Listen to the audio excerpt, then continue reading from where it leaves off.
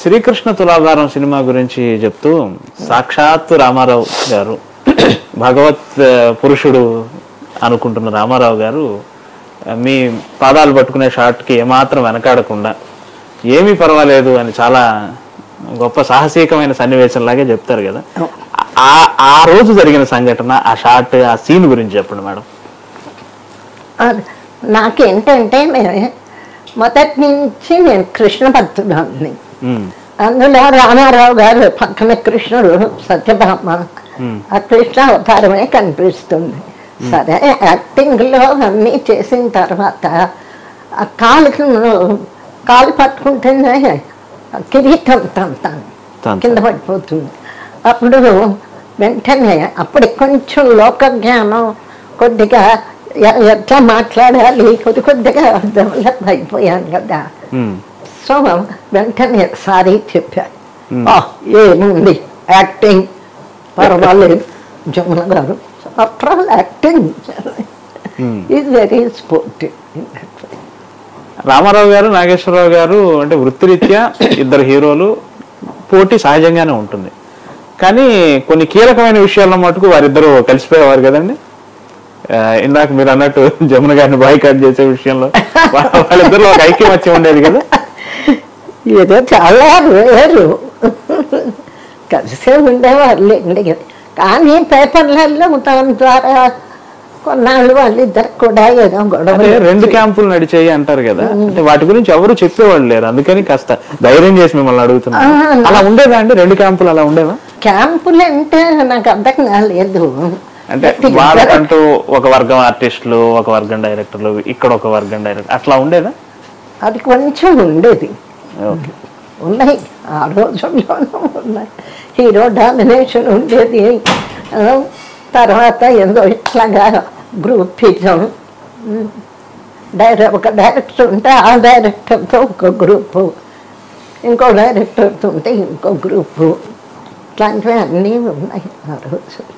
అన్నిటినీ తట్టుకొని కాంట్రవర్సీ లేకుండా అన్నిట్లో తట్టుకుని రాగలిగాం. సావిత్రి గారు డైరెక్ట్ చేసిన సినిమా చిన్నారి పాపలు, కుళందై ఉళ్ళం తమిళ్లో. ఆవిడ డైరెక్ట్ చేస్తే మీరు హీరోయిన్గా యాక్ట్ చేశారు, మొత్తం ఆడవాళ్లే టెక్నీషియన్స్గా ఉంటూ. ఆ సినిమా అనుభవం చెప్తారండి? అదేంటంటే నేను భీమ సుధరాము గుమ్మడి మేము ముగ్గురం పదండి ముందుకు సినిమా తీసుకొని రష్యా వెళ్ళాం. ఆ రష్యన్ ట్రిప్లో స్టూడియోస్ విజిట్ చేసాం.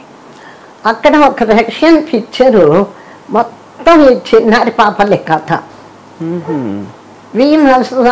ఒక తెలుగు పిక్చర్ చూసినంత ఫీలింగ్ వచ్చింది మాకు. ఆ కథ వచ్చి ఈ మధుసూదన్ రావు ఆయన మిస్సెస్ ఉంది కదా సరోజిని, ఆకి చెప్పారు. చెప్తే ఆవిడ చిన్నారి పాపలు అని కథ రాసేది. యాక్చువల్గా రష్యన్ స్టోరీ.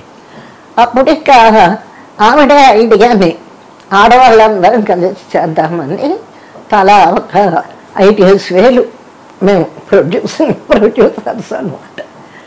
సావిత్రి ఏదో ఆవిడ ఎక్కువ పెట్టినట్టు. అదే అక్కడ నుంచే సావిత్రి గారు ఆర్థికంగా మొదలైంది కదా. ఏమైందంటే ఆ డైరెక్షన్ మోజులో పడి మరి పిక్చర్ ఎండుకు వచ్చేటప్పటికి ఫైనాన్షియల్ ట్రబుల్ వచ్చింది. దాంతో ఆవిడ తను తాకట్లు పెట్టి, ఇల్లు తాకట్టు పెట్టి అట్లా అంతా చేసి ఆ డైరెక్షన్ పిచ్చి. తర్వాత వచ్చి మూగ మనసులు తమిళ్ తీసి ప్రాప్తం అందులో యాక్ట్ చేశారండి మీరు? I was carrying. పాపం అడిగింది, చెల్లి నువ్వే, చెల్లి అనే పిలుస్తుంది పాపం. చెల్లి నువ్వు చెయ్యాలి అంటే మరి డెలివరీ అయ్యాకైతే చేస్తాను, ఇప్పుడు కుదరదు. తర్వాత చంద్రకళను ఎవరన్నా పెట్టి అక్కడ బాగా దెబ్బతిన్నాడు. 5 సంవత్సరాలు జరిగిందట కదా అక్కడ. ఏమైంది పాపం, శివాజీ గణేశన్ హీరో, చంద్రకళ నా క్యారెక్టరు, తన క్యారెక్టర్ తను. ఒక ఫస్ట్ 2 షెడ్యూల్స్ 1 షెడ్యూల్ అయింది. బాగా కావేరీ ఒడ్డున అదంతా బాగా తీసింది. 15 రోజులు షూటింగ్ అయింది. అప్పటికి శివాజీ గణేశన్ టాప్ 2 ఆవిడ బుక్ చేసేటప్పటికి. సరిగ్గా ఈవిడ పిక్చర్ ఆ 15 రోజులు 20 రోజులు అవుట్డోర్ అయి వచ్చింది. ఆ తర్వాత శివాజీ గణేశన్ పిక్చర్లు వరుసగా ఫ్లాప్ అయిపోయింది. అయిపోయేటప్పటికి బయర్స్ రాలే. పైగా మా మేనేజర్ ఒక బయర్ని తీసుకొచ్చాడు చెన్నైలో. అప్పటికి సగం పిక్చర్ అయింది. అయితే అప్పుడు నేను చెప్పాను, అక్క మంచి ఆఫరు, నేను మనీ బ్లాక్ చేసుకున్నాం, శుభ్రంగా బయర్ ఇస్తానంటున్నాడు, అమ్మేసేయి అంటే ఇచ్చేసేయంటే లేదు ఇంకా వస్తుంది. అప్పుడు ఎంతో డబ్బు తెలియదు కానీ మొత్తానికి మేమే తీసుకొచ్చాం బయ్యర్ని. మా మేనేజర్ తీసుకొచ్చి ఉపయోగించుకోవాలి. దాంతో బయ్యర్ వెనక్కి వెళ్ళాడు. సరిగ్గా ఈవిడ పిక్చర్ ఎడిటింగ్ వచ్చే నాటికి శివాజీ గణేశన్ మార్కెట్పోయింది. ఇక దాంతో రిలీజ్ కూడా ఇంచుమించు ఆవిడ చేసుకోవాల్సిన పరిస్థితి. ఏదేమైనా